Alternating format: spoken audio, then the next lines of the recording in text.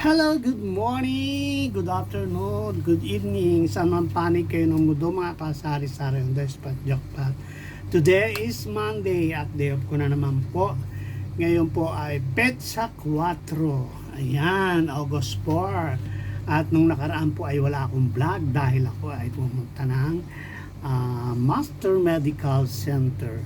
So today is Monday, may schedule na naman po ang inyong lingkod sa naturang medical center. Punta po ako mamaya. Ang aking pong appointment is 3 o'clock. So ayan, hindi po ako nakapag-vlog last Monday, napakainit po. Ayan, talagang tatamaan ka ng katamaran. So ngayon po ako nakapamalengke na at ako ay may sinalang ng labahin, mga kasari-sari ng Despat Jackpot. At kumusta po kayo dyan sa Pilipinas, mga OFW sa mga panig ng mundo. Ako po ay nananawagan at nagsasabi na baka naman pwedeng mag-subscribe na sa hindi pa mga nakasubscribe, sa mga may edad ng kagaya ko, mga walang account sa Facebook, sa Google account, ay maggawa na po kayo kasi makabago na ang ating pamumuhay ngayon. Kailangan tayo ay mayroong mga Gmail account. Kailangan po yan sa atin. So ayan, at mag-subscribe kayo pagkatapos ng gumawa ng Gmail account. Kasi marami akong classmate, marami akong friend, hindi pa sila nakasubscribe kasi wala silang mga Gmail account. So ayan, maraming salamat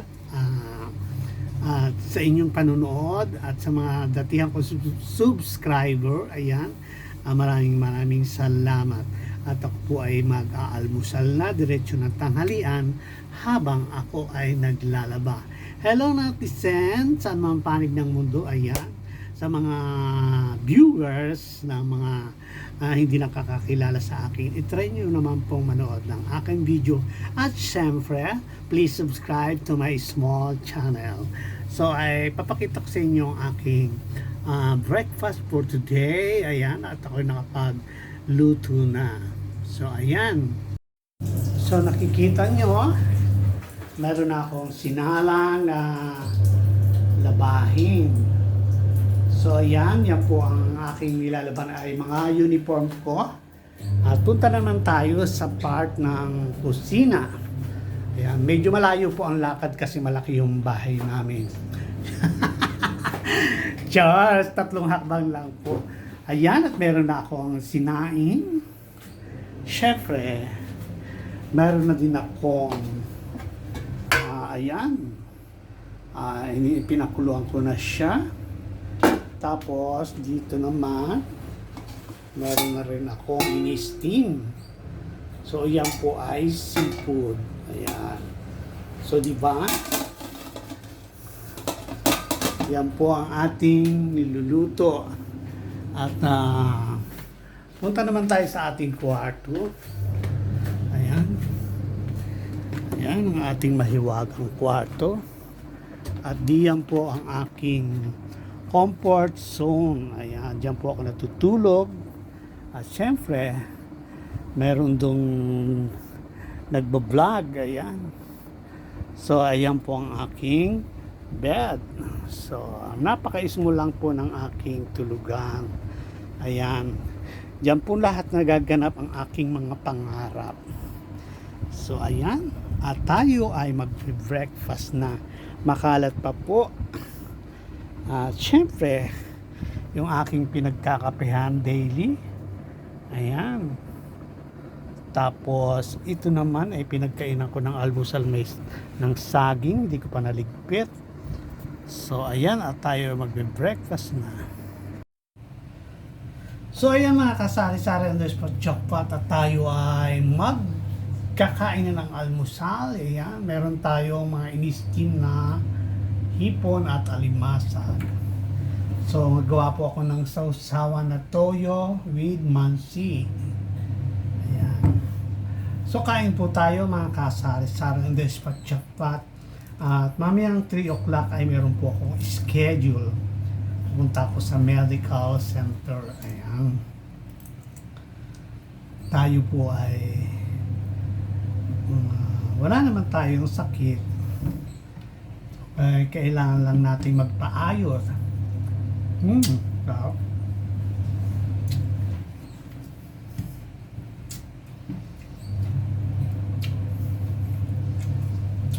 Magpapaayos po tayo ng ating sarili kasi kailangan na. Ayan. Yung pong ipapaayos ko ay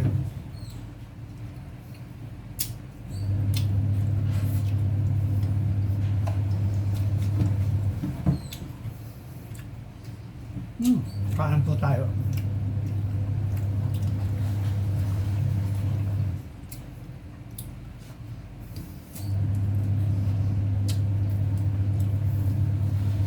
Yung pong ating tip. Ayan. Yung tip natin ay napakatagal na. Gawa pa po ito sa Pilipinas, pero siyempre ilang dekada na to, 20 years na. So kailangan natin paayos kasi bumababa yung pag fix grids, yung ano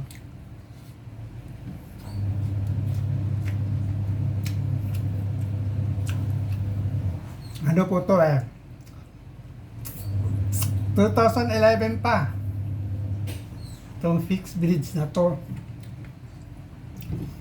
So humaba yung buto dahil matagal akong hindi nakapalinis, so pinalinis ko, kailangan ko nang ipagawa. So ayan, medyo madudugo pero ganun talaga, kaya nga tayo nagtatrabaho, di ba?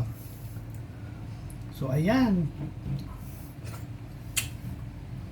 at update ko po kayo mamaya. Enjoy ko lang po ang food. Bye-bye. So ayan, natapos na tayong kumain ng breakfast. So ang kinain po natin ay hipon at alimasa. So parang mataas sa cholesterol yan, sinasabi. So ako po ay kanina ay namasyal sa aking bakuran dahil naghahanap nga ako ng something.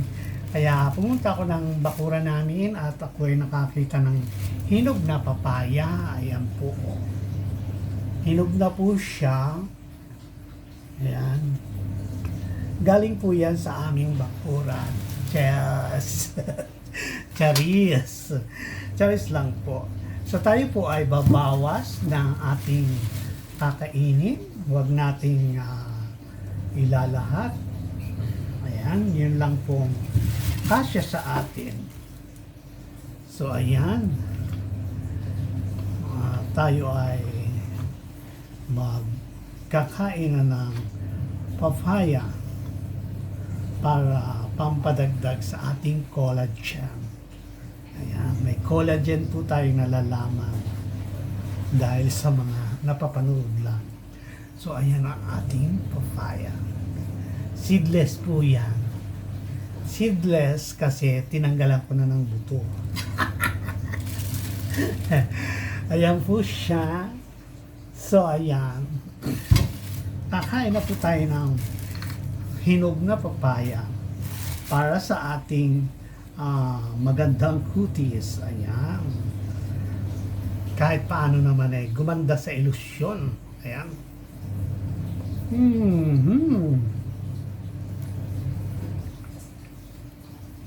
Kain po tayo mga kasari-sari on the spot jackpot. At mamaya ay ako'y aalis na. Papunta na ako sa aking doktora. Kaya ako'y kumakain na para mamaya malinis, nakatoothbrush na bago tayo pumunta sa ating doktora. Para pag naman tayo ngumanga wala namang mga sapid, walang chismis. Diba?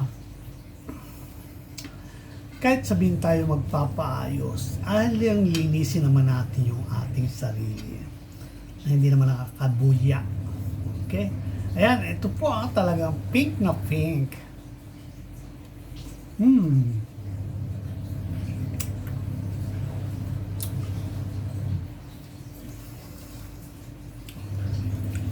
Kain po tayo mga kasari-sari ng Despot Jackpot. Napakatamis po ng papaya. Hindi po siya overripe. Kasi pag sobrang hinog na hindi na masarap.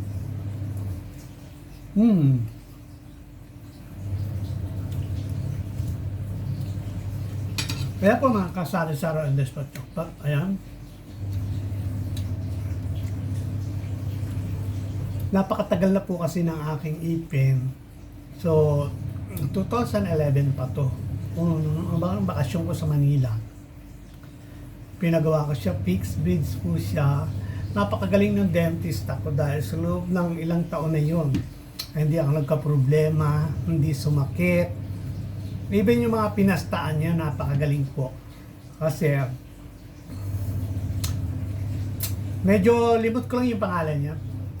Nasa cellphone ko pero limot ko, hindi ko mabanggit, baka magkamali ako. So i-search ko mamaya. Siya po ay gumawa ng ipin ko. Maliit lang po ang shop niya sa Novaliches. Siguro ngayon malaki na kasi for sure dadami ang kanyang mga customer dahil magaling siya. Sinabi ko sa kanya, doktora, siya ay bali friend ng bayaw ko dahil siya yung gumagawa ng bahay. Yung bayaw ko gumagawa ng bahay. So nakilala niya yung dentista na yun. Nirecommend ng aking kapatid. So doon ako nagpagawa nung ako umuwi.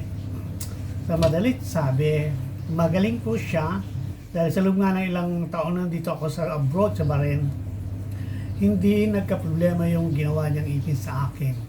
Until now, ayan, sabi nga ng doktora, hindi daw basta-basta ito mababakbak. Talagang pahihirapan siya. So konti siyang ingat. So unahin mo na yung aking, meron po akong denture, ayan, maluwag na siya, baka pag sumali ako ng pinihinyo, lalaglag na siya. Kaya naman hindi ko nilahat, so ang fixed bridge ko lang itong harap, yung loob, may ilang piraso, hindi ko pinilahat because feeling ko, gusto ko nalilinis ko eh. Yun ang aking point kasi sometimes may nakakausap ako, parang iba yung amoy. So, aywan ko lang kung dahil doon sa lahat naka-fix. Pero, para sa akin lang na idea, ito lang harap ang pina-fix ko. Tapos yung loob, makiklean ko ng proper talaga. So, yun lang po yung aking choice. Pero sa ngayon, siguro ito ipapagawa ko na rin lahat. Kasi, baka may humalik pa sa akin eh. Maapapa yung mga gilagid. Puro kalenda. Joke lang po yun. Sige po, next Monday again. Sana mga hindi pa po nakasubscribe, subscribe na sa aking channel.